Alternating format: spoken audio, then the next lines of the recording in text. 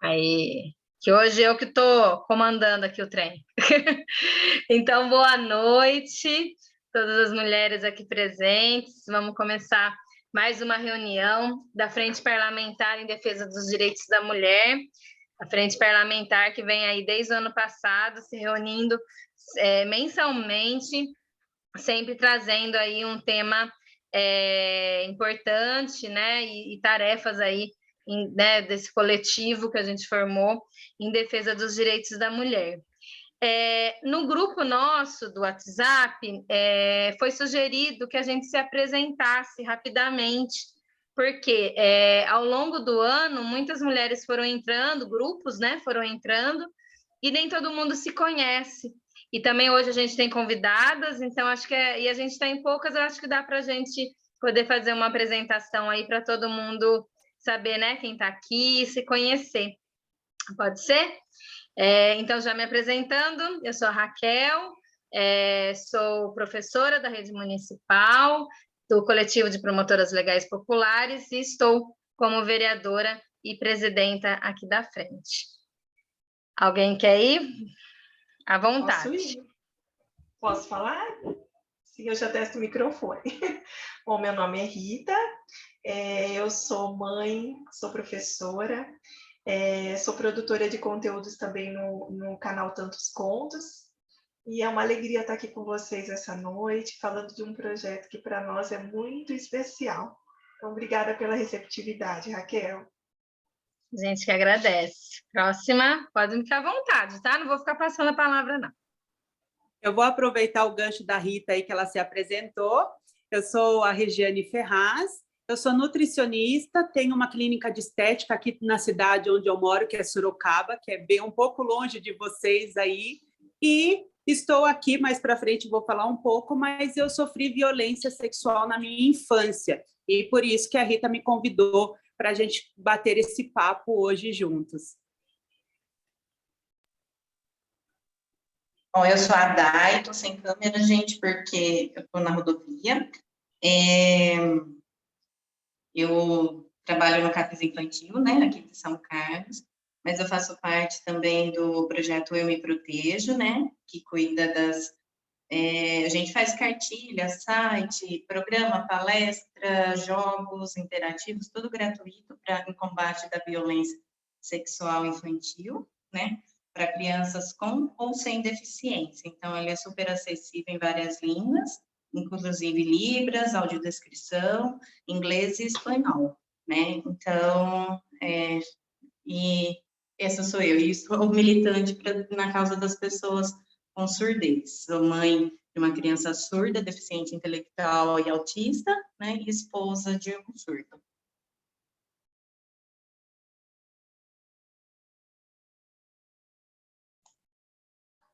Vou falar, então. Eu sou Raquel, também. Eu sou assistente social, eu trabalho na Defensoria Pública. Nesse grupo, eu estou representando o coletivo Maternidades, que é um coletivo de mulheres daqui, de profissionais da rede, na verdade, de São Carlos, que discute o atendimento às mulheres grávidas em situação de vulnerabilidade.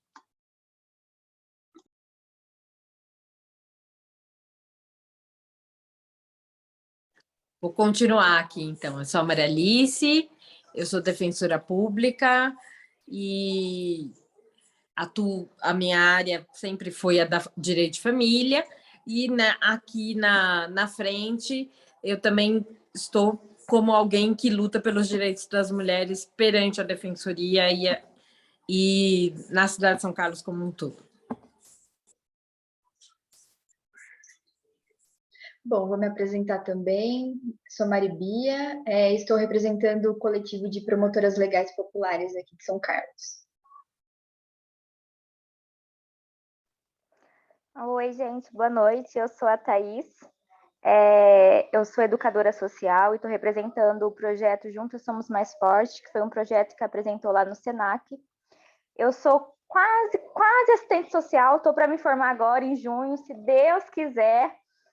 Já vi que tem uma assistente social aí, vou trocar bastante informação, porque, né, comecinho de carreira a gente fica meio perdida, né? Tanta coisa E sou nova aqui no projeto, né, na Frente Parlamentar. Recentemente fui eleita conselheira municipal do Direito da Mulher. Meu Deus, estou nervosa, mas eu sei que eu vou ter o apoio de todas vocês, principalmente da Raquel, que é um incentivo para mim. A Raquel é maravilhosa. Conheço ela desde as promotoras legais em 2018. E olha como o mundo é pequeno, né? Conforme eu falei com o professor Tiago, caiu de novo aqui junto com a Raquel.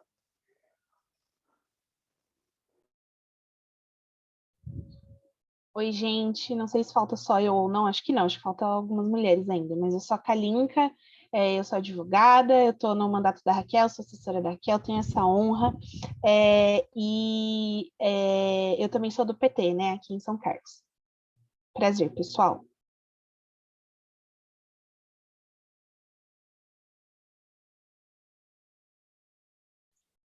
Acho que Geise e Karen, faltam vocês dois.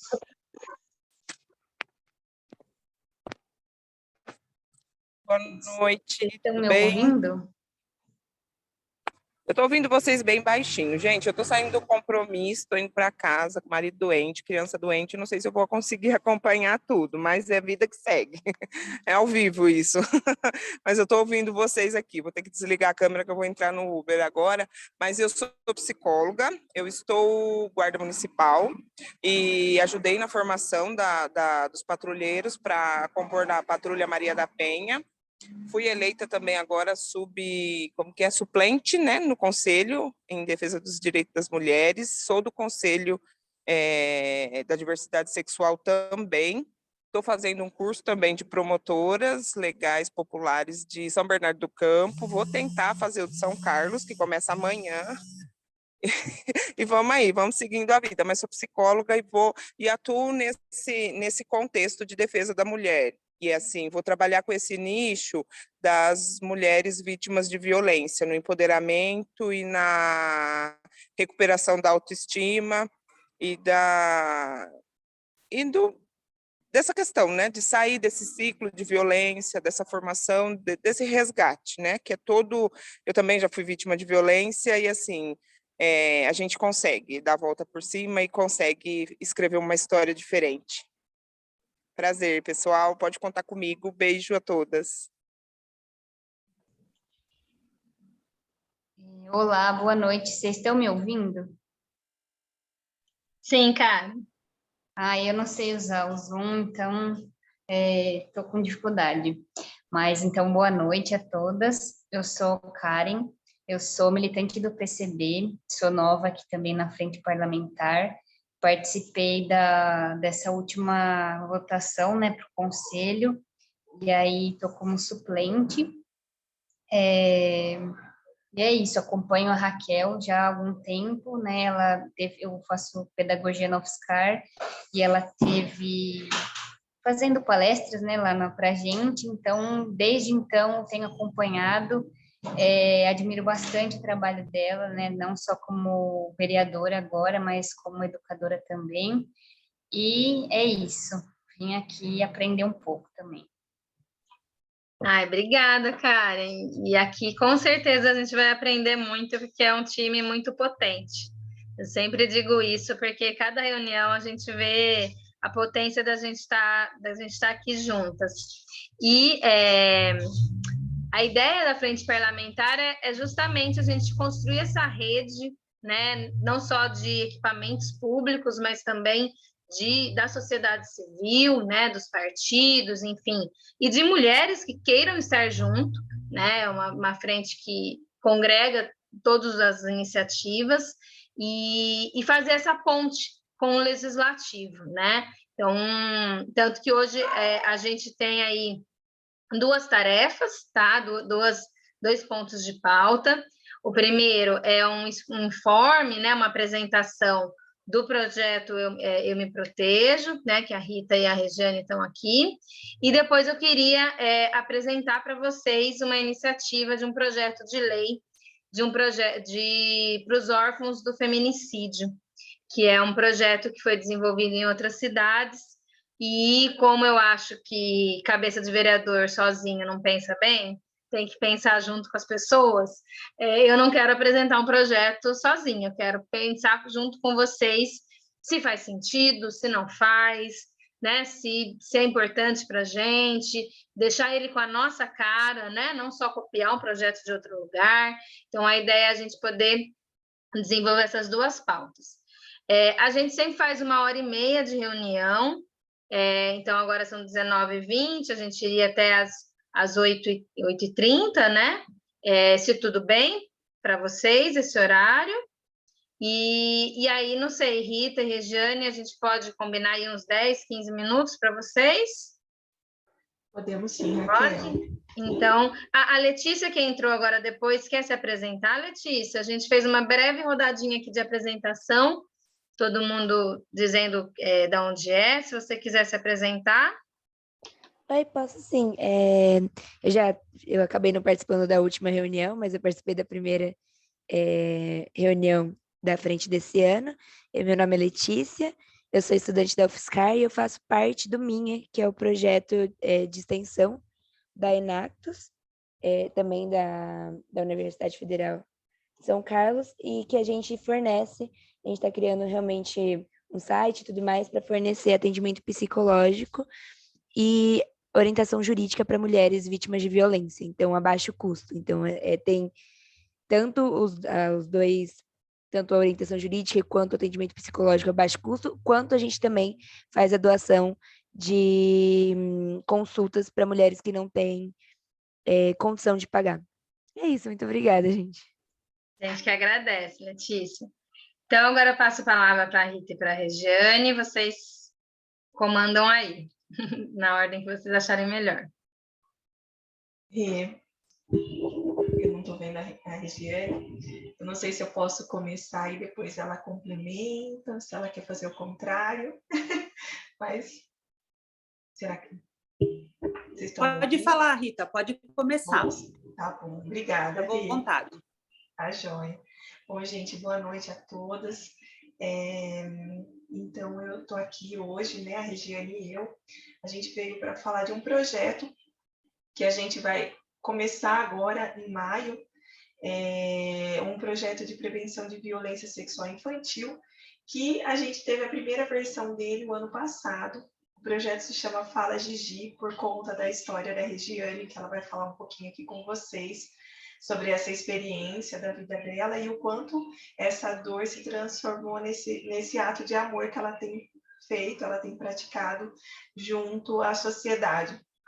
Então, o Fala Gigi, ele é um projeto que envolve vários profissionais do Brasil todo, tem várias pessoas envolvidas. O ano passado, por conta da pandemia, a gente fez todas as atividades online, e a nossa meta sempre foi assim, 31 dias falando de prevenção de violência sexual infantil. Então, a nossa meta é falar, é dialogar, porque a gente sabe que o maior problema da violência sexual infantil, e eu acredito também que seja o mesmo problema em relação às mulheres, que eu vi que tem várias representatividades aqui da violência contra a mulher, é o silenciamento. E uma das formas da gente combater esse mal é a gente falando mesmo, a gente dialogando. Então, a gente se coloca mesmo para falar. O projeto Fala Gigi surgiu há algum tempo, desde que eu fui para essa área, eu sou professora, já enfrentei casos de violência sexual com alunos meus, e aí, por conta de eu não ter uma formação específica nessa área, a gente acaba cometendo alguns erros e que depois a gente vê que são erros, ou a gente acaba tentando resolver tudo como sendo mãe, né? Levando essa questão, mas nada fundamentado. Então, isso me levou a buscar. Fiz o meu doutorado nessa área. Então, a gente tem uma produção de livros, produção de materiais ensinando as crianças a essa proteção. Assim como a Dai, eu também faço parte do Eu Me Protejo, e a gente pensa nessas questões, na importância dessas questões, na importância da gente falar, né, e da sociedade se organizar com ações. Então, para esse ano, a gente está tendo atividades online, mas também presenciais, a gente está no sistema híbrido, e as atividades presenciais elas vão ser relatadas dentro das nossas redes sociais, como foi a receptividade, que público que foi. A gente tem muita gente unida, ao todo somos 41 pessoas nesse grupo Fala Gigi, e ele vem aumentando dia a dia. Então, é um convite também para quem está nos assistindo, para fazer parte desse movimento, para estar conosco. E daí a nossa alegria, viu, Raquel, pelo convite, pelo espaço, porque a gente acredita que o Fala Gigi não é a Rita, não é a Regiane, não é os membros, né, do Fala Gigi, mas somos todos nós, que nessa experiência linda de poder falar e não guardar. E aí a gente acredita que quando a gente pensa o Fala Gigi, a gente age em 3 vertentes, né? Que é o empoderamento da criança, onde a criança pode buscar ajuda, ensinar a criança a buscar ajuda, a orientação para as famílias, porque muitas vezes as famílias acham que isso não vai acontecer na minha casa, isso é algo que acontece lá no outro, mas não acontece comigo, e a gente sabe que todo mundo está sujeito a isso. E também a inibição de agressores, que a gente acredita muito nisso também. Então, a gente precisa falar. E aí, por conta disso, eu queria que a Regiane contasse um pouquinho dessa experiência, como é com ela, e também reforçasse esse convite que eu estou fazendo para vocês dessa participação. Muito obrigada, e é isso, basicamente. Agradeço também o convite, é muito prazeroso estar fazendo parte aqui desse grupo incrível, com mulheres incríveis. Esses dias eu estava conversando com a Rita, antes de começar em tudo, nós temos um grande problema quando a gente vai falar de violência, tanto sexual infantil, principalmente na infantil, como qualquer tipo de violência. Como as violências, 90% acontecem dentro dos lares, primeiro que nós temos uma subnotificação, Ninguém quer expor a família, é tudo encoberto. E temos o segundo problema, é que geralmente quem fala de abuso sexual ou de violência sexual, a maioria não passou. E quem passou por abuso sexual, algum tipo de violência, não fala. Então, por isso que é importante a minha fala, eu acho, por conta disso, porque é importante que vocês que lutam na causa entender também como que é a cabeça, o comportamento, como que foi a vivência de alguém que sofreu abuso sexual na infância, porque isso é bem importante. Eu vou resumir bem a história para não se prolongar. Eu sofri os abusos sexuais na minha infância, começou com 4 anos, foi a minha primeira lembrança, e terminou lá por volta de 11 anos, mais ou menos, por 2 cunhados meus. Era dentro da minha casa que acontecia. Enquanto alguém ia tomar banho, enquanto alguém não estava tão atento. E um dia o meu filho escreveu um livro, infantil sobre a minha história, e esse livro chegou nas mãos da Rita, que a Rita fez essa contação, da minha história, e surgiu o projeto Fala Gigi. Então, esse projeto Fala Gigi, ele é muito importante, por quê? Porque a gente precisa falar. Ainda é pouco falado sobre abuso sexual infantil, porque é feio falar, porque você mostra a vulnerabilidade da família, você mostra a vulnerabilidade da mãe, que não percebeu que isso estava acontecendo, não mostra a vulnerabilidade, eita, quase que não sai aqui, mostra o quanto que é vulnerável essa família. Então, isso fica encoberto, é o que aconteceu na minha casa. Eu tinha medo de falar, porque eu vinha de uma família agressiva, minha mãe era muito agressiva, meu pai abandonou a minha mãe e eu fiquei vulnerável, E há 30 anos atrás, os professores também não tinham abertura para conversar. Meus professores eram muito bravos, Eu era espancada na minha casa e eu ia toda marcada para a escola e ninguém fazia nada. Então, se ninguém fazia nada, aquilo que estava vendo, imagina se algo que eu contasse. Então, meu medo era sempre de apanhar mais. Então, eu nunca relatei. E eu cresci com esse sofrimento, consegui começar a falar disso quando eu já era adulta. Foi depois dos meus 25 anos que eu consegui começar a expressar algumas palavras e começar a contar sobre algumas coisas que aconteceram na minha vida. E esse projeto tem esse intuito de falar mesmo, de escancarar que é um problema absurdo. Eu estava pegando uns últimos dados aí, entre 2011 e 2019, foram mais de 2 milhões de casos notificados, e somente 10% dos casos são notificados.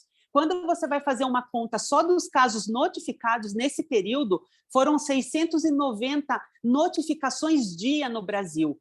Imagina se a gente fosse pegar esse número na totalidade, seriam 6.900 casos de estupro acontecendo dentro das casas. E a gente não está fazendo nada como sociedade. A gente tapa os olhos, finge que nada está acontecendo, e essas crianças também não têm proteção dentro da família, não têm proteção, muitas vezes na escola, não tem assistência, que foi falado aqui, psicossocial, não tem uma assistência psicológica. Então, o Fala Gigi, ele reúne vários profissionais para isso, porque a gente quer abrir esse debate, essa discussão, para inibir esses abusadores, porque quanto mais pessoas falarem, quanto mais pessoas, né, combaterem isso, eles vão ficar mais inibidos, sim, porque a família vai estar mais atenta, trazer essa discussão para dentro da família, como a Rita falou, a gente acha que nunca vai acontecer na nossa casa, e a maioria dos abusadores, eles são gente boa, né? Eles são gente legal, eles não são um monstro, né? Porque às vezes quando a gente pensa em estuprador, a gente pensa naquele homem mau, mas não, ele é mau, mas ele é um mau enrustido. Então, como que a gente vai identificar algumas situações? E o Projeto Gigi, ele traz bastante essas vertentes de como identificar possíveis abusos, o que está acontecendo, porque até então eu conto a minha história, eu conto como era, o que eu escutava, o que eles me falavam, como era, como que funcionava, em qual meio que estava todo esse abuso. Isso é importante para as pessoas saberem e olharem e desconfiarem. Nossa, eu acho que aquela atitude está sendo meio equivocada, porque a gente fica com vergonha, né? Se a gente vê qualquer coisa, a gente fala, ai, é coisa da minha cabeça, ai, como eu sou maldosa, e a gente fica com medo de se contrapor a alguma situação, porque a gente tem medo de estar exagerando. Mas tem uma frase que eu sempre falo, eu prefiro pecar pelo excesso do que depois ter que construir cacos, né? Porque depois que já aconteceu, aí fica difícil trabalhar, porque daí já entra assistência. Então, o foco do Fala Gigi é a prevenção. A gente precisa fazer com que menos criança passe pelo que eu passei, porque não foi fácil. Eu vivi 8 anos fazendo sexo de várias formas com esses homens, sabendo que alguma coisa estava errada, mas não conseguia contar, porque o medo me imperava. Então, tinha muita violência psicológica, tinha muita troca, eu era de uma família pobre, então tinha muita troca, né? Ai, você faz isso, que eu te dou isso, e nunca o presente também chegava, né?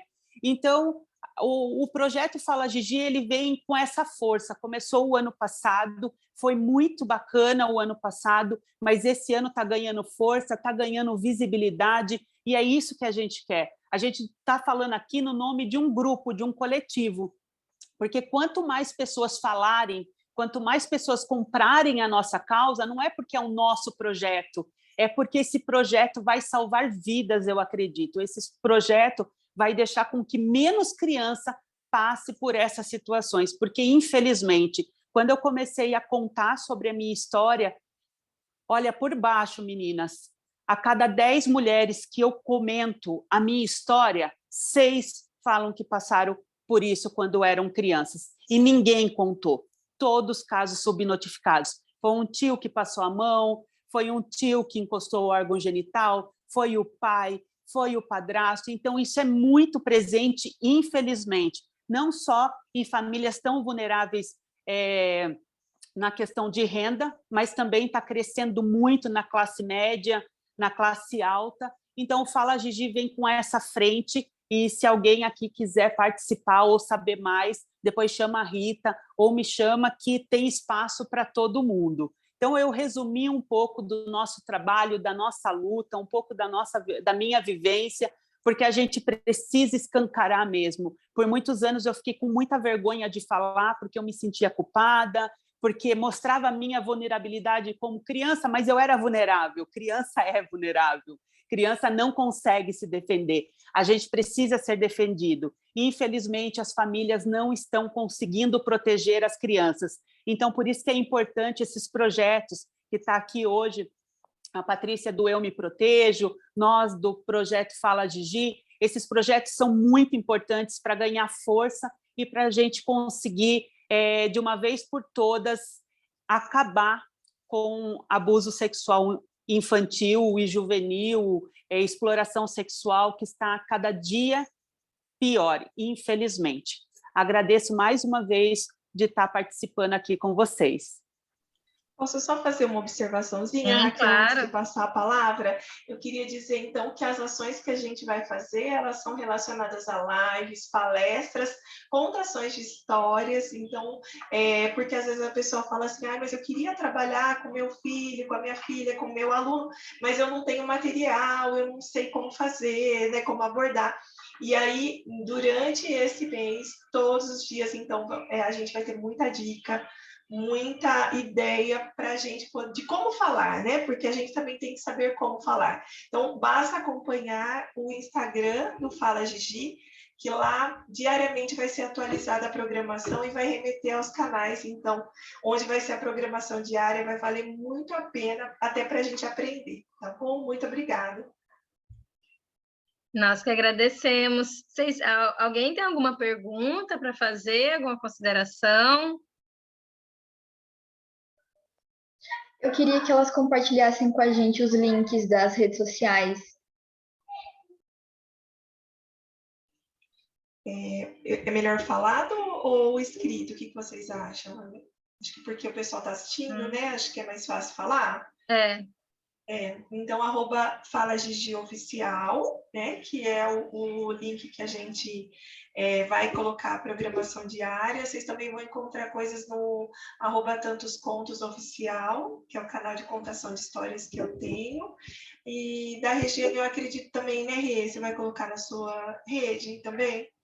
Aí você compartilha. Olha, para mim está mais direcionado ao Fala Gigi. O Fala Gigi é o meu canal, é onde eu falo dos abusos, porque o meu perfil pessoal fica muito profissional, daí fica muito bagunçado, e fala de estética, e fala de nutrição, e fala de abuso. Então, o canal Fala Gigi, ele fica mais direcionado, porque lá eu faço story, contando as minhas histórias, os meus sentimentos, então, tudo que é relacionado à violência sexual infantil vai estar direcionado ao Fala Gigi. Mas o meu Instagram pessoal é Regiane Ferraz.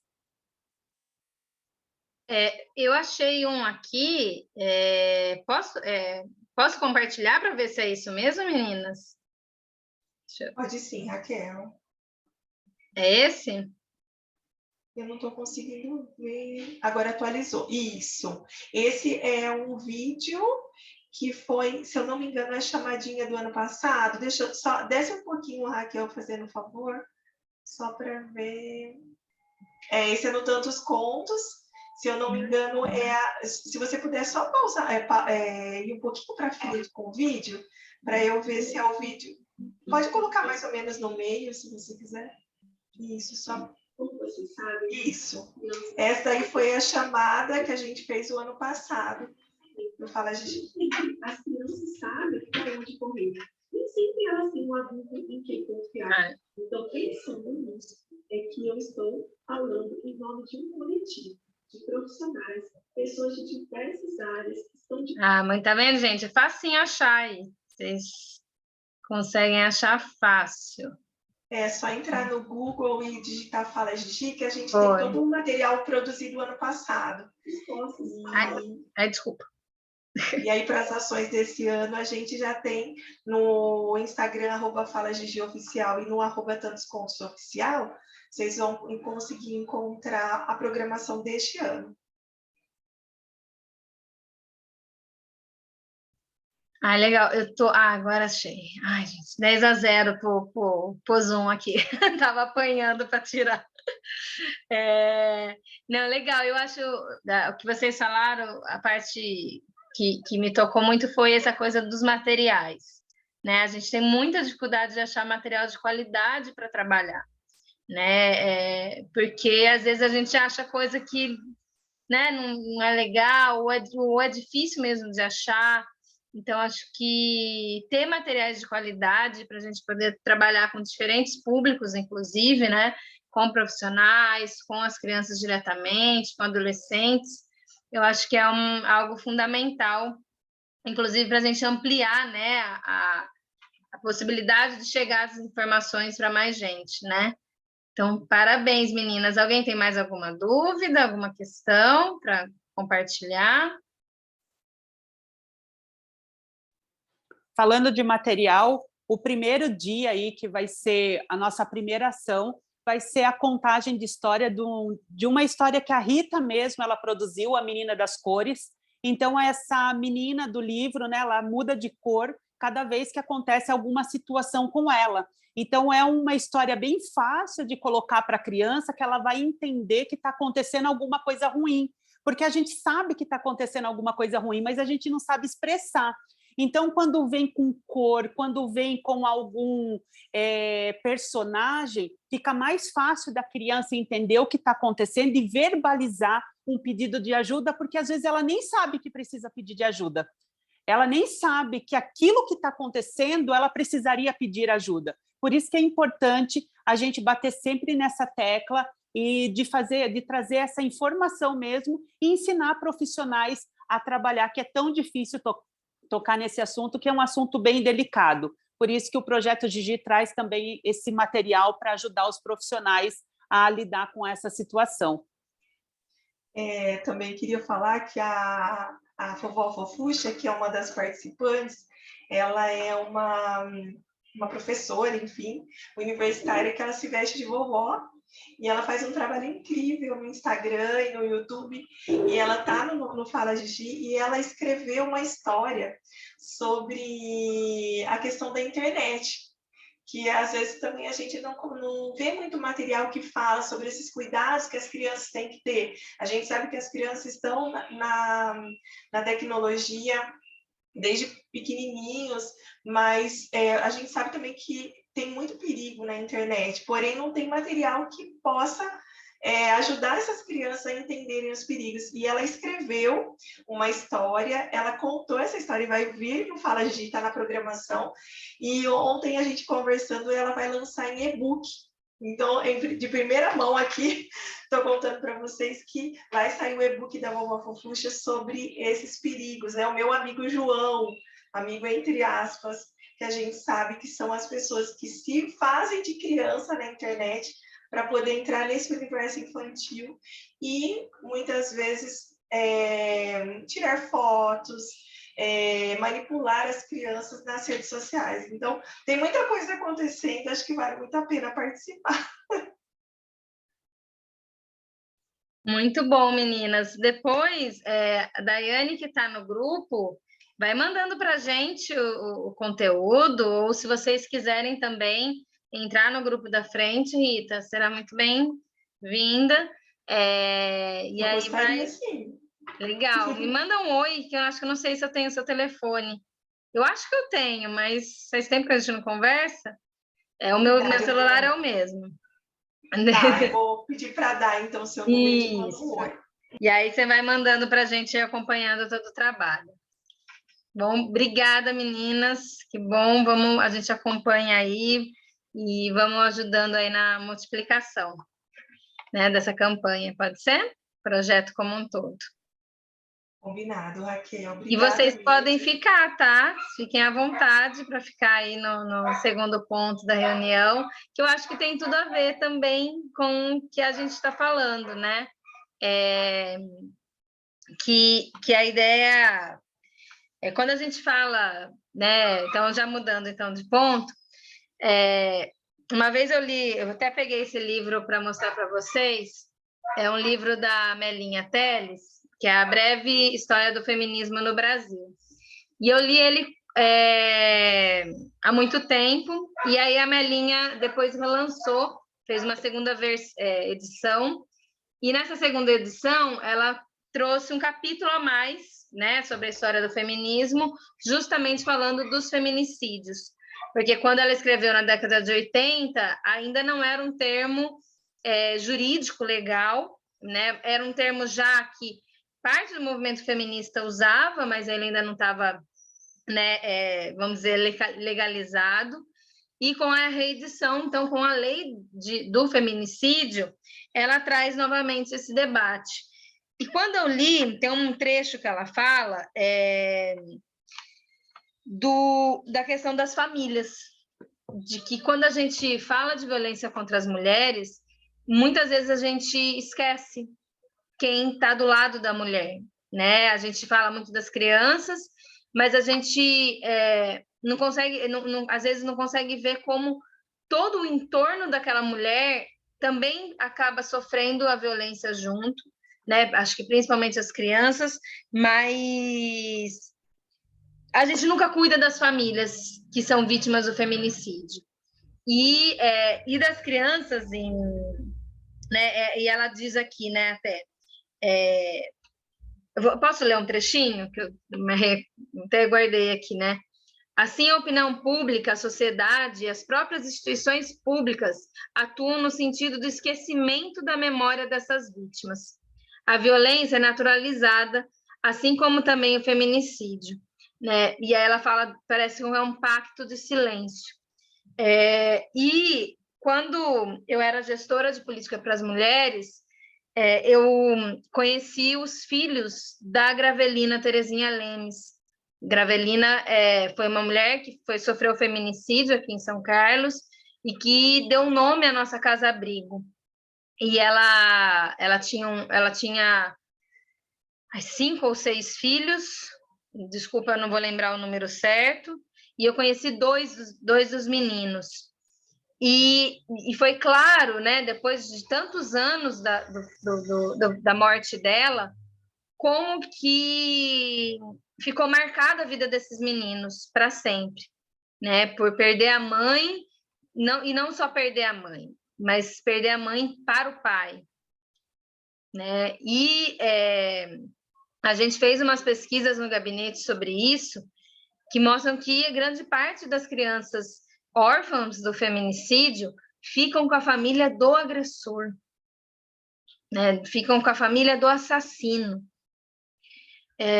E que os números do feminicídio, se os números do feminicídio já são tão esquecidos, como a Melinha diz, já fazem parte desse pacto de silêncio, vocês imaginem dos filhos dessas mulheres, né? E é assustador o número, né, de crianças atingidas com isso. Só aqui em São Carlos, a gente está com uma média, infelizmente, de 4 feminicídios por ano. Né? Em 2010, eu, pelo menos, e as promotoras legais, têm se debruçado muito nessa questão dos dados, e desde 2019 que eu vou contabilizando os feminicídios, né, e que a gente tem essa média. E, geralmente, né, as mulheres têm de 2 a 3 filhos, cada uma. Então, a gente consegue ir multiplicando, né, o tanto de pessoas que são atingidas junto com o feminicídio. E, dentro do PT, entre as vereadoras, principalmente, a gente conversa muito, a gente troca experiências, né? A gente tem grupos entre as vereadoras do PT, uma segue a outra, e uma vereadora do PT de Campo Grande, a Camila Jarra, protocolou esse projeto de lei que foi aprovado e sancionado lá em Campo Grande, que chama Programa Órfãos do Feminicídio, Atenção e Proteção. E quando eu vi que foi sancionado, né, eu achei que fazia muito sentido, né, com tudo que a gente trabalha aqui na frente, e por isso eu queria apresentar para vocês a ideia do projeto de lei e ver, né, se vocês acham pertinente ou não, como que a gente pode também melhorá-lo e deixá-lo com a nossa cara, né? Por enquanto, o que eu vou mostrar aqui para vocês como a Camila aprovou lá em Campo Grande, tá? A gente só fez as modificações com o município de São Carlos, né? Tiramos Campo Grande e tal, mas a gente deixou para discutir aqui o conteúdo para ver se a gente precisava adequar um pouco mais a nossa realidade. Alguém quer falar alguma coisa nessa abertura ou eu posso mostrar o projeto para vocês? Estou entendendo que eu posso mostrar, né?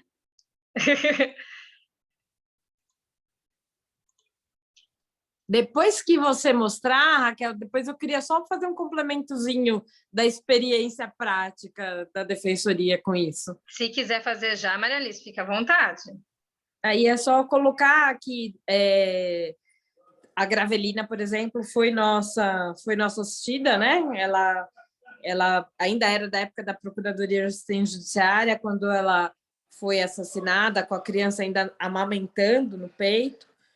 E realmente, e não só ela, mas a gente teve um outro caso bastante ruidoso aqui na Visconde de Inhaúma, nunca vou esquecer até do lugar, que o pai, né, ele mata a filha, a mãe e o cachorro assim, da família na frente de uma menininha de 8 anos. E essa menina de 8 anos acabou na guarda da avó.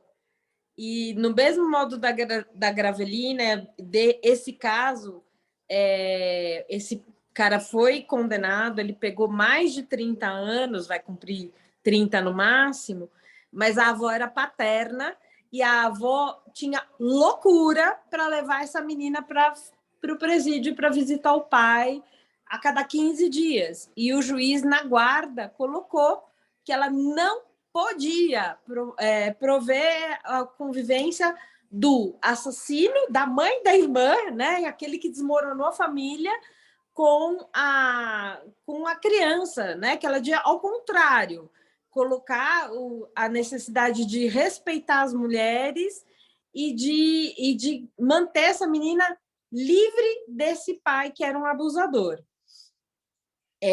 Eu era por essa avó, e eu nunca consegui fazer ela entender isso. Por diversas vezes eu cheguei a chamar a Soraya, que é psicóloga da Defensoria, para conversar com ela, ameaçá-la eu mesma de mandar ela para o Ministério Público, porque ela estava querendo mandar a criança para ver o pai. E isso é algo muito comum. Quando a família paterna, né, daquele que causa um horror como esse, ela não costuma entender a pessoa como alguém que cometeu um crime. Essa senhora é algo que mexe comigo, dá até vontade de chorar, porque ela dizia assim para mim, mas ele é meu filho e ele é ótimo. Ela morreu porque a culpa era dela, ela que deixou ele nervoso.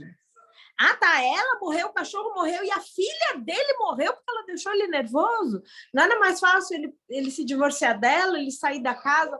Imagina, a culpa era dela, ela é uma louca. Então, eu fico imaginando que essa menina ser criada por essa avó. E, assim, como a gente resolve isso? A gente não resolve, porque não há nenhuma política pública que mantenha essa menina longe desse abusador. A própria avó é uma abusadora. E não tinha ninguém para ficar com essa menina. Ninguém. A família materna, todo mundo já havia falecido e a única pessoa que ela tinha é a irmã que o pai também matou. Então,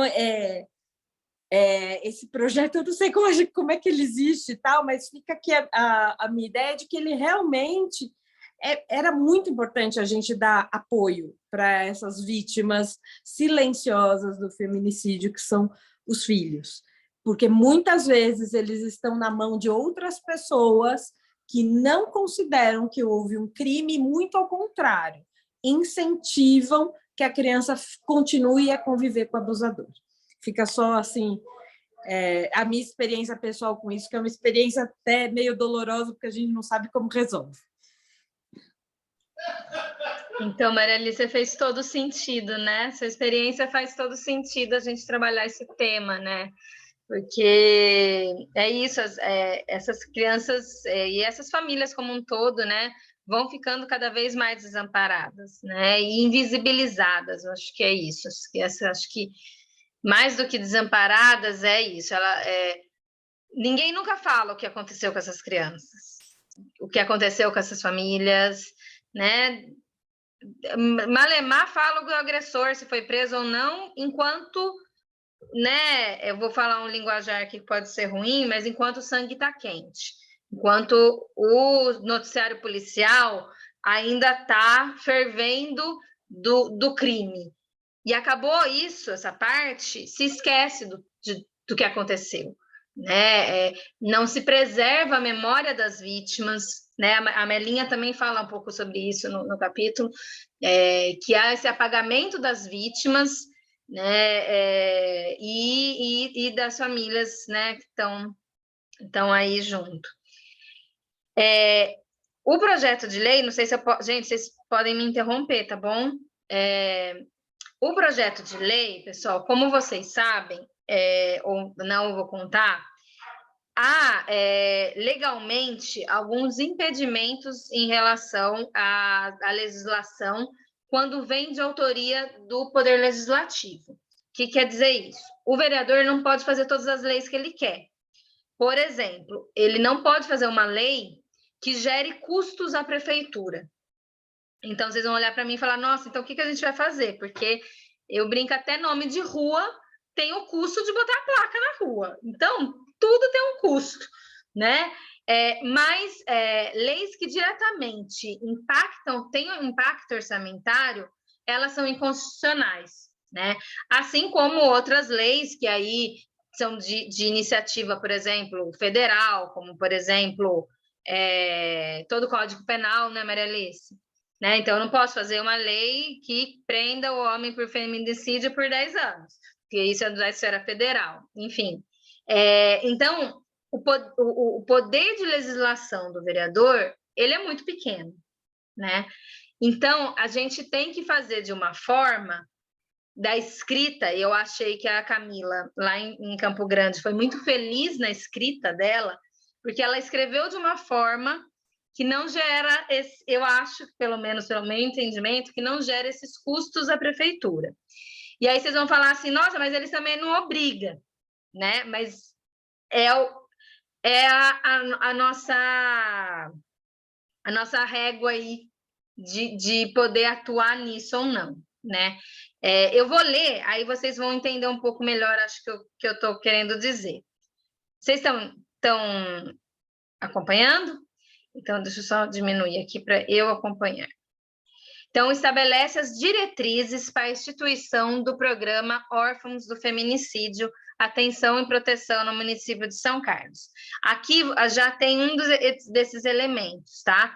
Então, ele não cria o programa, porque criar um programa geraria um impacto financeiro, por exemplo, na prefeitura. Então, ele estabelece as diretrizes de como será esse programa, né? Mas a linguagem aí no direito faz toda a diferença. O prefeito municipal de São Carlos vai saber que a Câmara Municipal aprovou e ele sanciona e promulga a seguinte lei.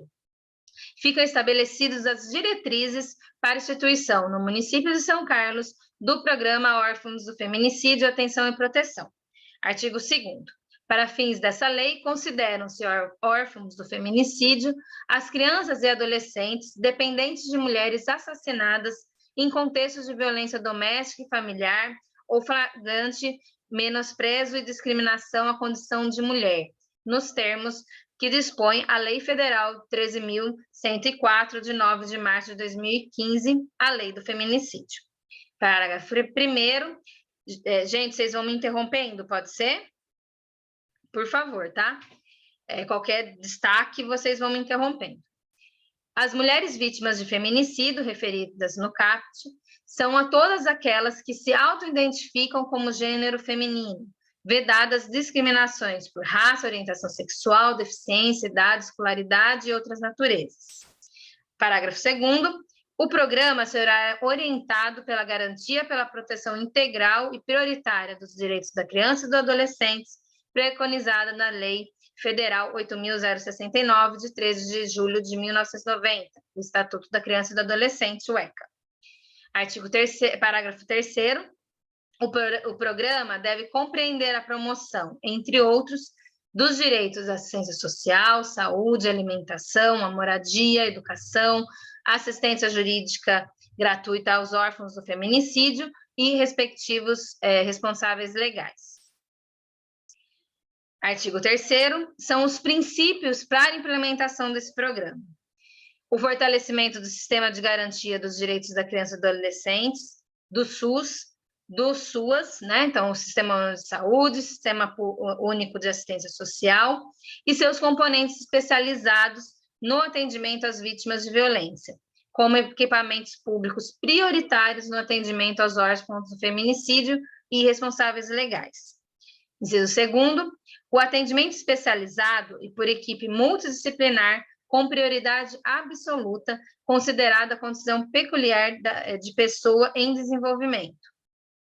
3, o acolhimento como dever e norteador do trabalho dos serviços públicos e conveniados implicados no fluxo de atendimento. 4, a vedação de condutas de violência institucional, praticado por instituição pública ou conveniada, inclusive quando gerar revitimização da criança e do adolescente, nos termos do artigo 4º da Lei Federal 13.431, de 4 de abril de 2007, a Lei da Escuta Especializada e Depoimento Especial, que eu sei que é uma luta grande aí do CMDCA, né, gente? Ter a escuta especializada. Só um parágrafo, um parênteses aí. Alguém quer? Não? Posso continuar?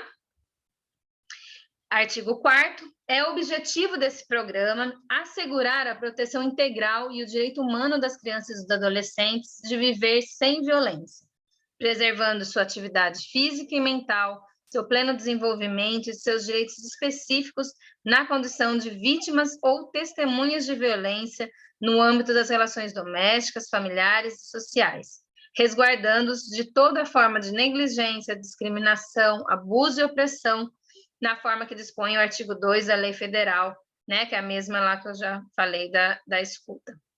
Parágrafo único. Para alcançar o objetivo do referido CAPT, o programa deve incentivar a intersetorialidade, visando a promoção de atenção e proteção multissetorial pelo Poder Público Municipal, de órfãos de feminicídio e seus responsáveis legais, de modo a integrar os serviços da rede de proteção às mulheres em situação de violência e do sistema de garantia dos direitos da criança e do adolescente. Artigo 5º, as diretrizes da instituição do programa são: primeiro, o incentivo à realização de estudos de caso pela rede local pelas vítimas e familiares em contextos de violência doméstica e familiar contra a mulher, ou de feminicídio, tentando para atuar na prevenção da reincidência e da letalidade da violência de gênero, bem como para garantir a intersetorialidade da proteção integral dos direitos da criança e do adolescente. 2, a obrigatoriedade da atuação do Conselho Tutelar competente ao receber o nome completo de crianças e adolescentes dependentes de vítima de feminicídio e suas respectivas idades, devidamente identificados na lavratura da ocorrência de feminicídios em contextos de violência doméstica e familiar contra as mulheres, consonante ao artigo 12, parágrafo 1º, inciso 2º, da Lei Federal 11.340, de 7 de agosto de 2016, Lei Maria da Penha, de forma a articular os serviços de proteção. Terceiro, o atendimento pelo Conselho Tutelar da localidade de crianças e adolescentes órfãos de feminicídio para encaminhamento de denúncias de violação de direito ao Ministério Público, aplicação de medidas protetivas cabíveis e referenciamento da rede de atendimento, nos termos do artigo 136, inciso 1º do Estatuto da Criança e do Adolescente. O atendimento de órfãos do feminicídio e responsáveis legais por unidade de referência do SUAS, preferencialmente os Centros de Referência Especializados de Assistência Social, desculpa que tem um errinho aqui, é CREAS, faltou um E aqui, para a concessão de benefícios socioassistenciais e provimento alimentar, direito de caráter emergencial e auxílio em razão do desabrigo temporário, bem como orientação para preenchimento do formulário para acesso a benefícios do Instituto Nacional de Seguro Social, INSS, de seus ascendentes, a exemplo de auxílio reclusão, pensão por morte. Quinto, a realização de escuta especializada de crianças e adolescentes dependentes de mulher em situação de violência doméstica e familiar, quando necessário, visando minimizar a revitimização decorrente da escuta não qualificada e da celeridade às medidas protetivas, nos termos da Lei 11.431, a Lei da Escuta Especializada. 6. A observância de decisões e processos judiciais relativos à guarda dos órfãos do feminicídio, da perda do poder familiar por quem pratica contra outrem igualmente titular do mesmo poder familiar, o crime de feminicídio, em contexto de violência doméstica e familiar, menosprezo ou discriminação na condição da mulher, nos termos do artigo 1638, parágrafo único, inciso A e 1A, da Lei Federal 10.406, o Código Civil. 7. O atendimento em grupos terapêuticos ou individual de órgãos do feminicídio responsáveis legais pelos Centros de Atendimento Psicossocial, CAPs, em localidade próxima à sua residência, para acolhimento e promoção da saúde mental. Capacitação e acompanhamento de pessoas que ofertarão lar provisório a órfãos do feminicídio que foram afastados do convívio familiar por medida protetiva determinada judicialmente, ou para adesão voluntária de membros da família extensa que passarão a seus respectivos responsáveis legais, para reconstrução de vínculos familiares e comunitários. 9. Oferecimento de serviços psicológicos e socioessenciais às famílias nas regiões administrativas atendidas. 10. A garantia do direito à educação dos órfãos do feminicídio, mediante a apresentação de documento comprobatório da situação de violência, para que seja priorizada a matrícula de dependentes de mulheres vítimas de feminicídio consumado em instituição educacional mais próxima ao domicílio ou transferência para a unidade escolar requerida, independente da existência de vagas, nos termos do artigo 9, parágrafo 7º da Lei Maria da Penha. Deixa eu respirar, tá acabando. Artigo 6º. São exemplos de ações a serem implementadas no âmbito do Programa Órfãos do Feminicídio, Atenção e Proteção. 1. A oferta de capacitação continuada às servidoras e servidores que atuam na rede de proteção às mulheres e do Sistema de Garantia dos Direitos da Criança e do Adolescente. 2. A promoção de campanhas permanentes sobre a ação de sensibilização sobre os direitos das famílias e das vítimas do feminicídio. E 3. Monitoramento da adesão voluntária de familiares de vítimas de feminicídio aos serviços articulados no âmbito do programa. E aí, por fim, o artigo 7º, aí, que entra em vigor a partir da data de sua publicação. Aí aqui tem a justificativa, né, que a gente fez.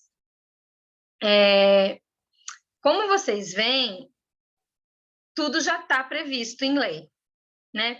Todas as ações estão referendadas em alguma lei nacional. Quando eu li, me deu muita impressão da Lei Maria da Penha, né? Que a Lei Maria da Penha, ela traz a receita do bolo, de um bolo que já existe, né? Que já existia. Ela só dá a forma correta de ação. E eu acho que essa lei, ela vem nesse mesmo sentido muito mais educativo de dizer, olha, vocês têm que fazer isso, viu? Já está previsto em lei, né? Do que criar algo novo. Mas pode ser meio que uma receita de bolo no âmbito do município, de como que os órgãos, né, e os diferentes setores podem atuar no acolhimento e proteção dessas vítimas. E aí, queria abrir a palavra, gente. E eu não trouxe água aqui para cima, está me faltando fôlego. Por favor, falem. Tem como deixar bem explícito em algum lugar, assim, que ou o CRAS ou o Conselho Tutelar vai fazer um acompanhamento, sei lá, bimestral, mensal dessas crianças para verificar se elas não estão sendo submetidas a algum outro tipo de mitigação do que aconteceu como violência, não sei. Assim, pensando nos casos no qual eu já atuei, essas crianças elas são treinadas a entender que nada aconteceu e que não há culpa, a não ser da própria vítima.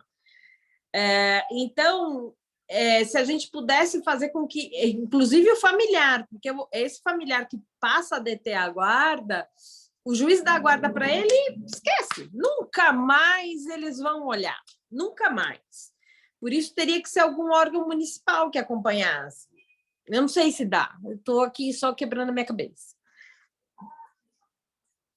Acho que a gente pode sugerir que seja elaborado PIA desses casos, porque acho que é algo que já existe, já é previsto, né?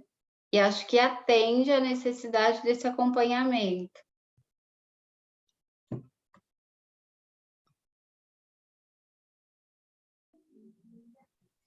Tá certo, Raquel? Plano individual de atendimento, né? Esse PIA pode ser independente de um processo judicial em andamento, ele pode existir nesses casos sem a gente precisar estar com a guarda em andamento, por exemplo, mesmo depois que ela acabou? Sim. Pode? Então acho que pode ser uma boa ideia.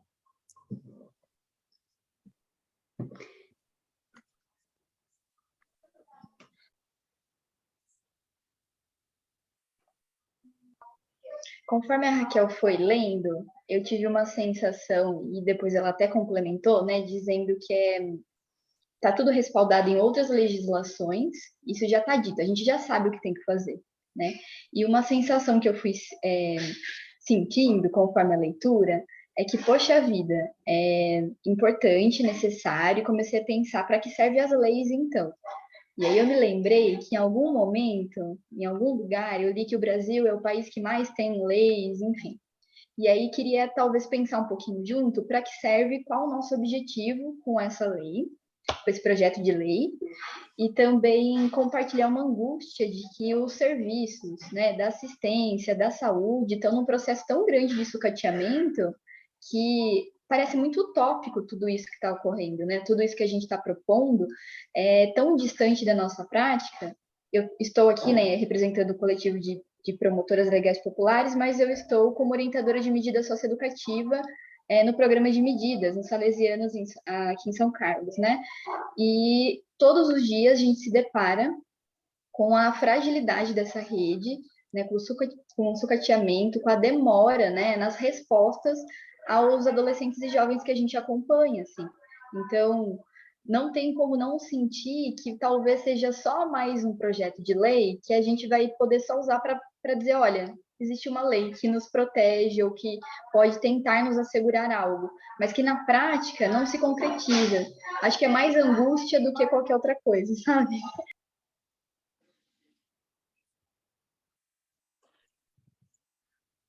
Sim, eu concordo. Alguém quer falar? Eu já falei demais.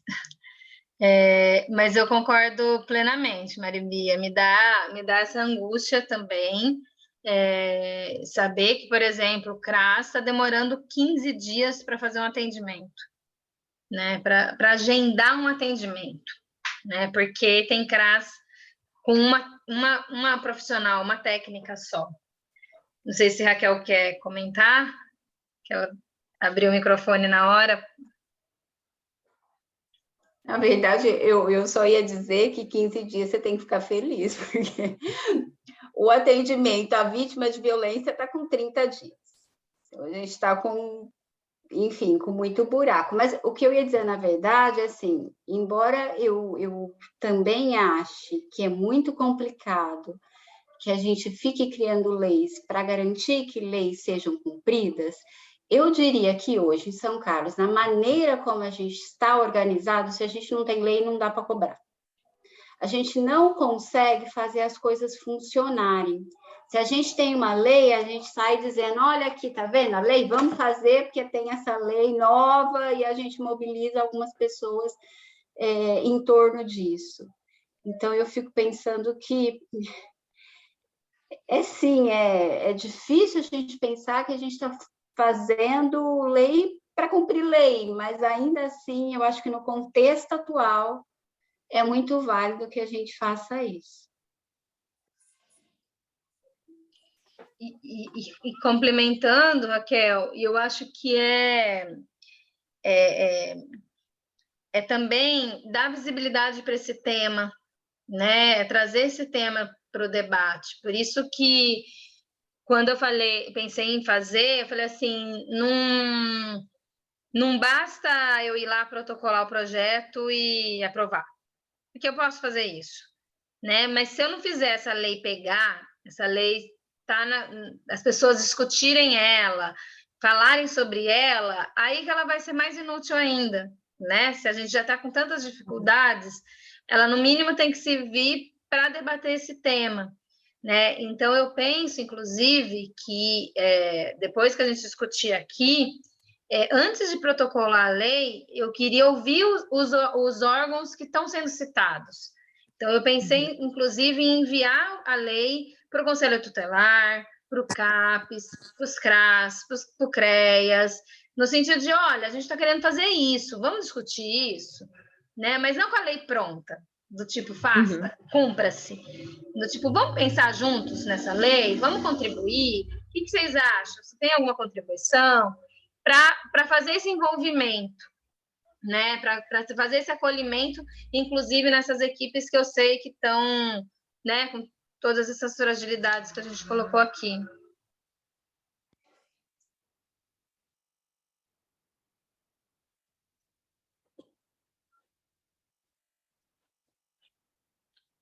Acho que é isso mesmo, a gente tem que ouvi-los também, até porque eles devem trazer contribuições, e também para não jogar no colo das pessoas que às vezes já estão sobrecarregadas, mas eu acho que é importante você ter a legislação para poder cobrar, como disse a Raquel, sem a legislação que traz a coisa para o município, o que o município faz com isso, parece que fica um negócio, isso aqui é da legislação federal, e eu não preciso fazer nada aqui, porque ela está lá na federal.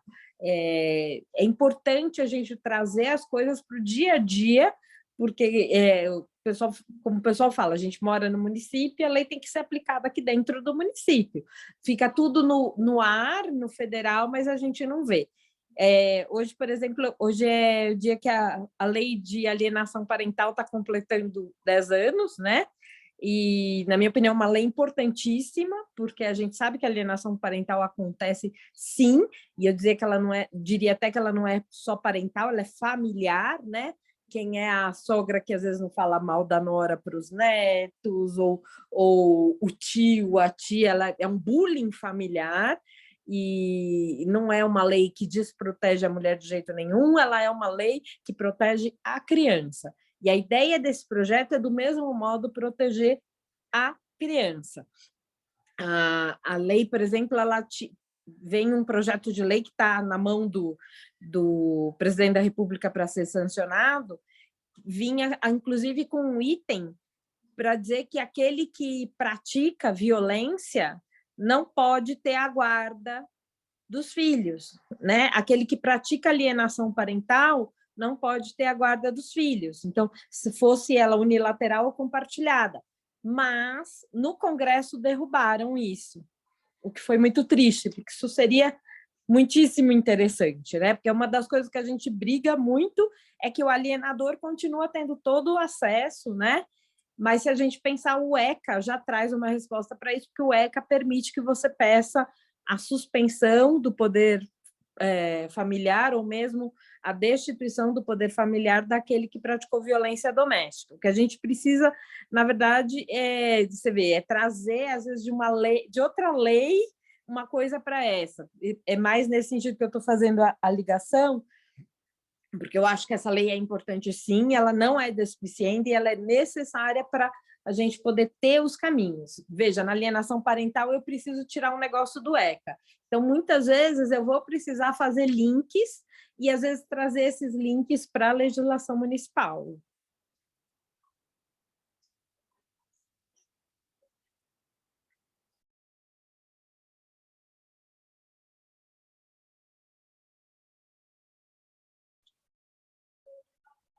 Pessoal, o microfone está aberto. Raquel. Por favor. É a Rita. Eu queria fazer uma colocação aqui, até coloquei no chat, né? Eu estou aqui assistindo a reunião de vocês, mas a gente acaba não conseguindo ficar quieta. Mas, como professora, né, eu fico pensando nessa questão, assim, da criança que acaba vivenciando perder a mãe dessa forma, né?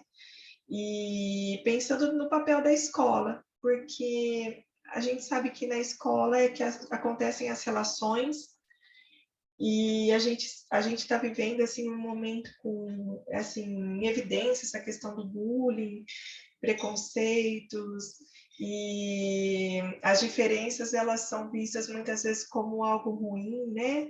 Como algo negativo. Então eu acho que se a gente pensasse de repente em colocar isso dentro do currículo,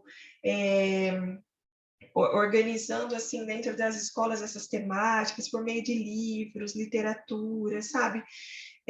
Buscando mesmo subsídios para a gente trabalhar esse tema de uma forma tranquila e acolhedora para a criança. E pensando em escola ainda, me vem essa parte assim das emoções. O quanto a gente tem que lidar com as emoções o tempo todo das crianças, e isso não tem que passar batido. Então, a educação emocional é fundamental nesse processo. Coloquei aqui, aí como mãe, né, de adolescente, e eu falo para você das dificuldades também enquanto na adolescência que eu vejo, é que o adolescente em si, ele tem dificuldade para estabelecer projetos de futuro, pensar em coisas, como vai ser, e eu acho fundamental uma criança que passou por um trauma, um sofrimento desse, pensar nesses projetos de futuro, trabalhar seus sonhos, expectativas, né, para que no futuro ele possa não reproduzir o que já aconteceu, mas e também não como que fala assim, atrair mais tipos de situações, porque a gente sabe que a tendência é essa, às vezes a pessoa busca uma forma, assim, de forma a ser agressora, ou ela se relaciona com alguém que também agride, então esses ciclos de violência ficam assim de forma sem fim, né? A gente sabe disso. Então eu acho que dentro das escolas pensar em projetos de vida, projetos para o futuro, maneiras de criar expectativas de vida, talvez vínculo com o setor de trabalho, sabe? Para mostrar que existe... A Regiane, ela caiu, viu, gente? Então, ela pediu para falar para vocês que se ela conseguisse voltar, a internet dela está bem ruim, mas a Regiane, ela sempre coloca assim, que existe vida depois do abuso, e eu acho que existe vida depois de um trauma tão difícil desse. Eu acho que é a sociedade se organizar para mostrar isso para a criança e para o adolescente, enfim, tá bom? Nossa, perfeito, Rita. Eu acho que eu lembrei, eu fui anotando aqui, inclusive,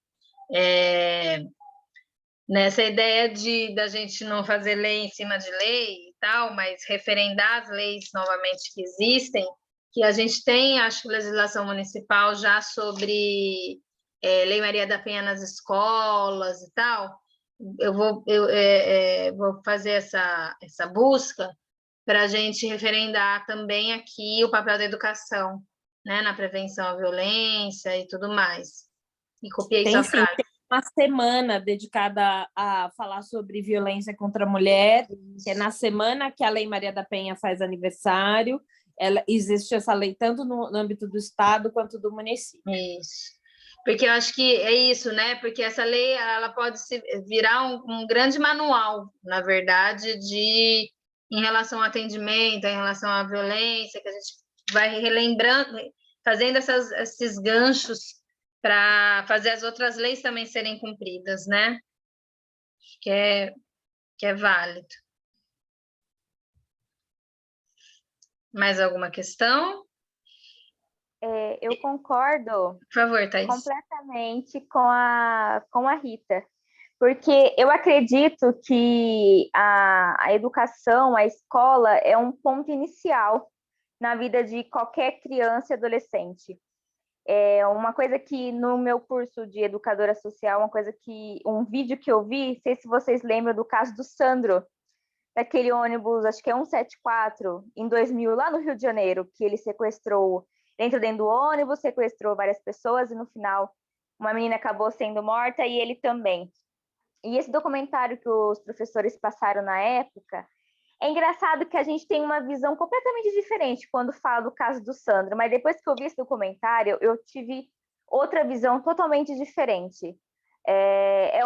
Foi uma criança com 6 anos, viu a mãe sendo morta, uma facada nas costas, e acho que com uns 8, 9 anos ele viu um monte de criança morrendo ali naquela época da Candelária, né? Que os policiais mataram um monte de criança ali, vieram tudo policiais paisano. E nesse documentário mostra a vida dos moradores de rua, dessas crianças que desde cedo estão na rua, por N motivos, né? E como a educação, como a escola é importante para essas crianças. Então, eu acho que trazer essas informações da escola, porque tem gente assim que o aluno não gosta de estudar tudo, mas lá na escola aprende muita coisa. Então, assim, se tem esse tipo de projeto, se tem esse tipo de palestra, essa dinâmica entre criança e adolescente, vai ficando mais fácil de entender a situação.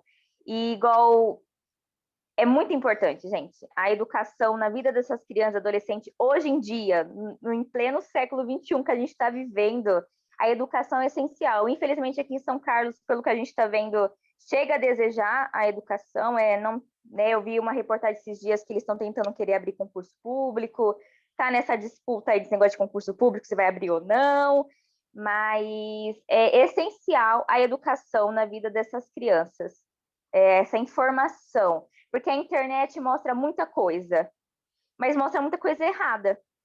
Então, você ter uma referência, que é o seu professor, igual o professor Tiago, a Rita, são uma referência para mim até hoje.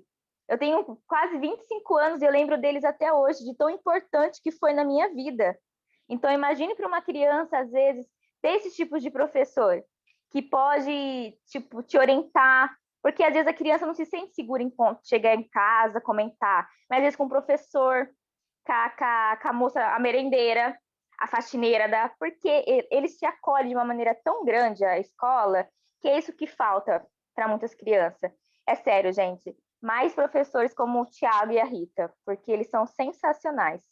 Eu lembro até hoje do Acorda Urso, que a gente brincava lá no Caique. E um monte de criança pela quadra. Mas é um momento tão mágico, que você tem noção, eu não consigo esquecer deles até hoje. E a gente chora, né? A gente chora, né, Rita? Eu preciso falar isso pro Tiago, viu, Thaís? Não, fala assim. Até minha mãe lembra do Tiago. Até minha mãe. Você vê como foi tão importante na minha vida o professor. Como o professor é importante na vida. Como a gente transforma as vidas, né? Muito. Vale muito a pena. Meninas, eu estou preocupada com o nosso combinado em relação ao tempo, né? 8h28 já. Eu queria propor o seguinte: primeiro, compartilhar com vocês o texto, para quem quiser fazer uma leitura, né? Que ouvir a minha leitura é uma coisa, né? Vocês pararem, olharem de novo, talvez vocês possam ver né, algo complementar. Então, fazer isso, compartilhar o texto com vocês. Eu gostaria muito ainda de compartilhar o texto com os serviços, como eu falei, né, que são citados, pedir a opinião deles, contribuições, para daí a gente poder protocolar, né, o projeto de lei e dar andamento. Sabendo, meninas, que vocês sabem a dificuldade que a gente ainda tem em aprovar leis que tenham a palavra gênero. Então, né, por isso também a importância da gente dialogar com mais gente, fazer isso virar, né, para a gente conseguir aí também trazer esse conceito que, né, eu acho que nesse caso é muito importante que esteja presente, né, da forma com que está, porque também está referendado em leis, né? Então a gente não pode esconder as leis que já existem, nem eles, né, podem votar contra. Então queria fazer esses encaminhamentos e aí talvez dar aí uns 15 dias, né, para todo mundo poder ler, poder fazer as contribuições e aí a gente finalizar aí um texto para protocolar. O que vocês acham? Pode ser? Concordo, Raquel. Ah, legal, gente. Obrigada. Que bom, né? Quando a gente pensa junto, a gente pensa muito melhor, né? E Maribia, quer dar um informe do curso de promotoras? Porque às vezes eu estou tão feliz. Dá um informe para nós. Bom, então, compartilhando que esse ano, né, depois de tudo que a gente viveu, vamos retomar o curso presencialmente. Na quarta a gente inicia. Nós temos 35 mulheres inscritas. Esse ano o curso ele vai ser menor, vão ser 13 encontros, com horário também reduzido. A gente está imensamente feliz por poder retornar e fazer o que a gente ama tanto fazer, né? Que é formar promotoras legais populares, e o quanto a gente sabe e acompanha que muda a vida de tantas mulheres, né? Mudou minha vida, mudou a vida de tantas outras. Então, para a gente é uma alegria conseguir retornar. E a gente conta também com o apoio de vocês, né? Acho que a Maria Alice vai estar com a gente numa das aulas, já está ansioso já para acompanhar de novo e para poder voltar a conversar entre mulheres, né? Sobre tudo isso que nos atinge todos os dias. Ah, obrigada, isso mesmo. Como o povo da cultura chama, é um pocket, tá? É só para a gente ter uma amostra grátis do que é o curso de promotoras. Ele vai ser bem pequenininho, não vai ser tudo que a gente sempre faz, que são quase 30, né? 30 e poucos encontros, mas é uma forma da gente respirar e recomeçar, né? Depois desses 2 anos. E que bom que a gente vai ter algumas de vocês aí junto com a gente também. Sugestões para o nosso próximo encontro?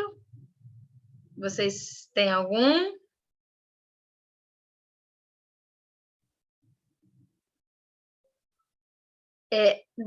Da nossa primeira reunião, nós tínhamos elencado vários assuntos para tratar.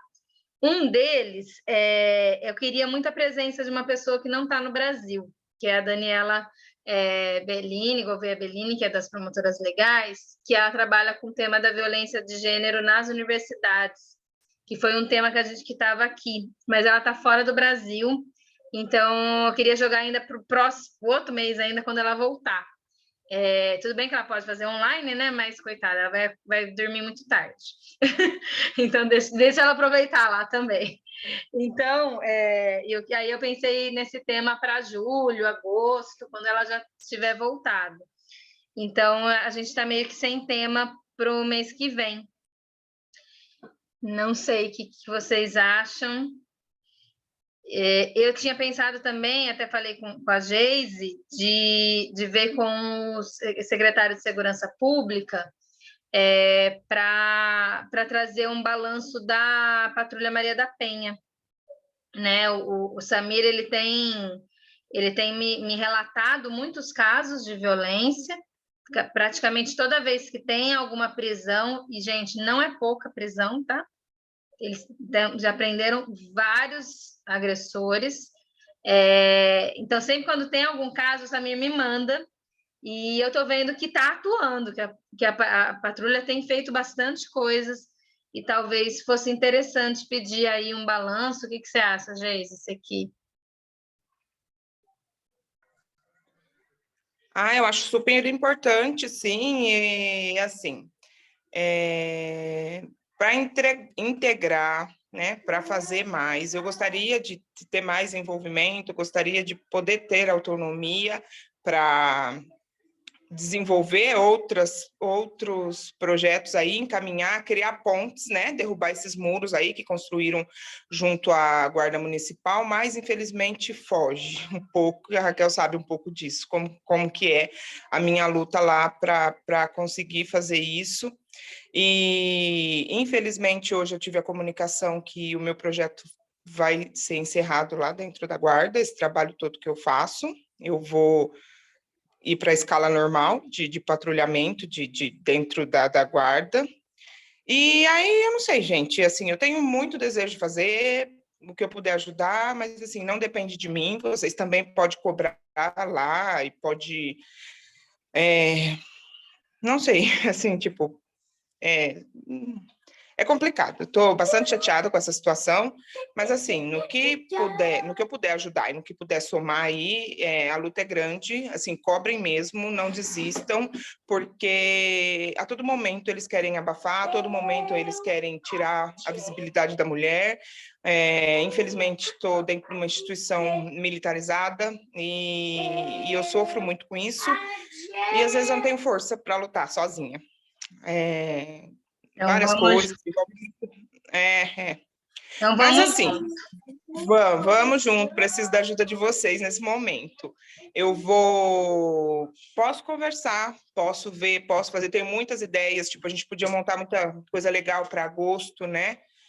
Aproveitando aí o aniversário da lei, mas eu tenho bastante ideias, dá para fazer sim, dá para cobrar, tem a pessoa para cobrar, tem a pessoa responsável por essa questão da estatística, tem um atendimento que eu fazia, né, no caso, semanalmente, para os patrulheiros da Maria da Penha, né, porque, assim, a demanda é bem puxada, é bem intensa, e a gente se envolve mesmo, sabe, a gente fez campanha para arrecadar roupa, alimento, e abraça a causa, porque não tem como, gente, não tem como, é bem difícil a situação de cada família que a gente encontra. E, assim, a Nilce e o Edson têm desenvolvido um trabalho de excelência frente a isso, sabe? Ela também, assim, tem todo um tato, tem todo um preparo para lidar com essas famílias, para acolher essas mulheres. E a gente está na luta. A gente está na luta. Seria muito interessante para dar essa visibilidade, para falar, para divulgar. Assim, eu tenho muito desejo de desenvolver um projeto para passar nas escolas. Eu estou aqui falando com vocês e a cria está aqui embaixo, cutucando. Mas, assim, eu acho que a educação é fundamental, né?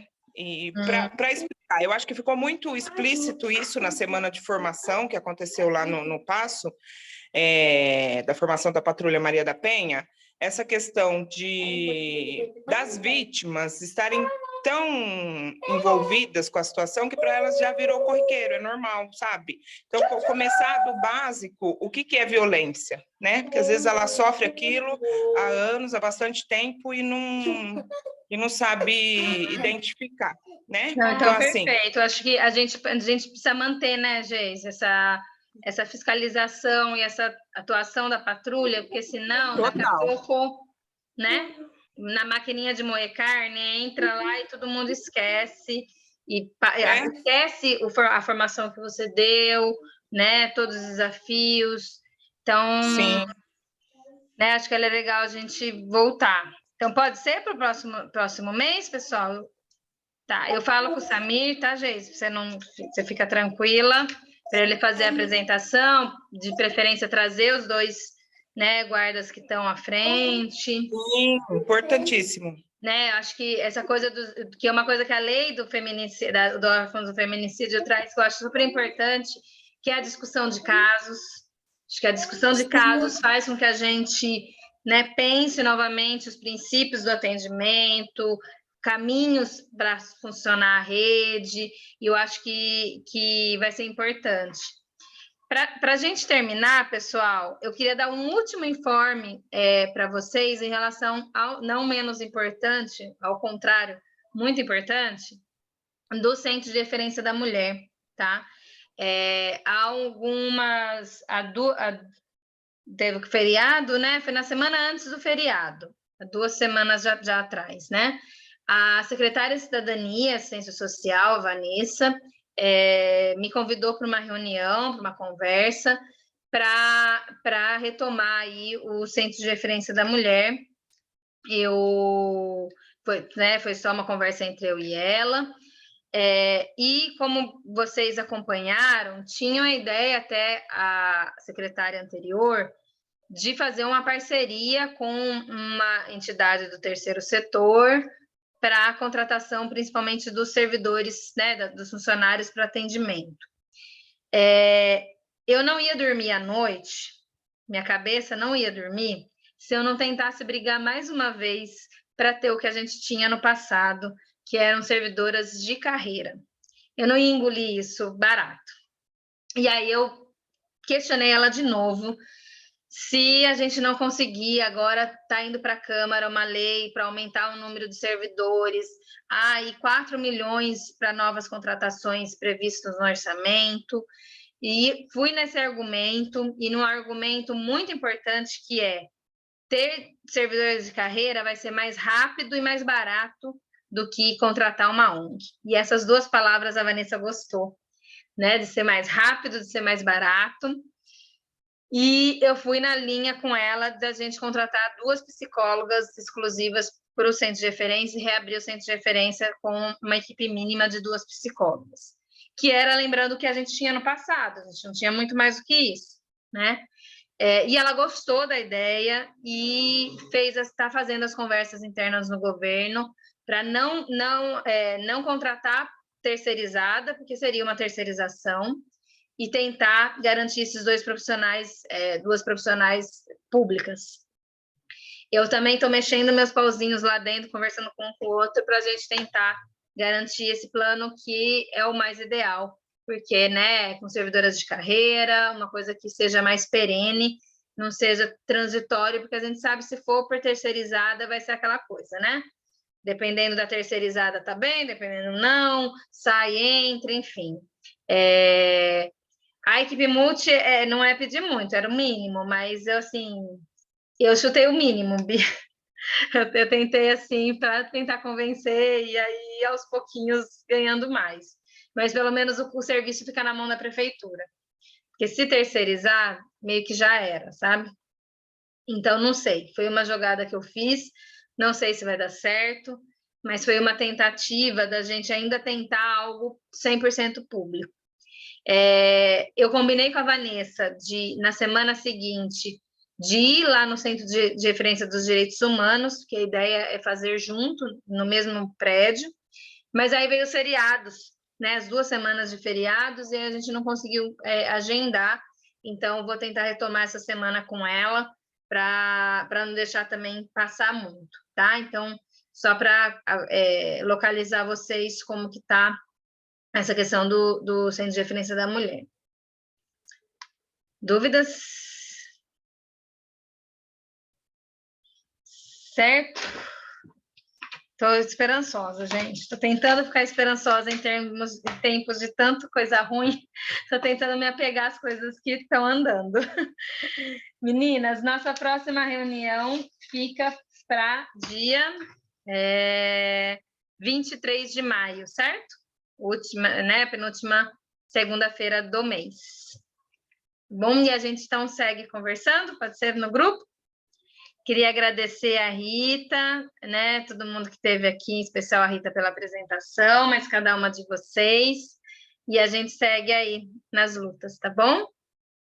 Obrigada aí, boa noite para todos. Obrigada, Raquel, boa noite. Beijão. Boa noite, mulheres. Boa noite.